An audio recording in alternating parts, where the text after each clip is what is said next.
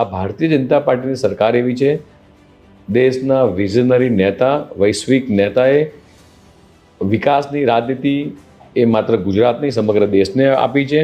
અને ત્યારે જે લોકાર્પણ એ ભારતીય જનતા પાર્ટીની સરકાર કરે છે, માનનીય ભૂપેન્દ્રભાઈ પટેલ હોય કે માનનીય મોદી સાહેબ હોય, એ ખાતમુહૂર્ત અને લોકાર્પણ ભારતીય જનતા પાર્ટી સરકાર કરી છે.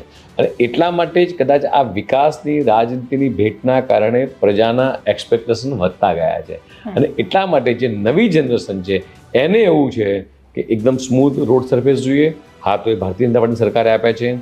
ઓવરબ્રિજ જોઈએ તો એ પણ આપ્યા છે. સાબરમતી રિવરફ્રન્ટ, દેવાંશીબેન તમે ને મેં બંને જણાએ જોયેલો છે કે સાબરમતી રિવરફ્રન્ટમાં આપણે કદાચ નાના હતા ત્યારે ત્યાં આગળ સર્કસ જોવા જતા હતા, ત્યાં ક્રિકેટ રમવા જતા હતા, એ પણ તમે જોયું છે. અને જે વિકાસ થયો છે એ પણ તમે જોયું છે. ગિફ્ટ સિટી જે બની છે એ તમે પણ જોઈ છે અને મેં પણ જોયું છે કે 20 વર્ષ પહેલાં કે 25 વર્ષ પહેલાં ત્યાં નદીની કોતરો હતી. આજે આખું એક મોટું ફાઇનાન્સ હબ બન્યું છે. આ જેટલા પણ વિકાસ થયા છે બેન, એ ભારતીય જનતા પાર્ટીના શાસનકાળમાં થયા છે.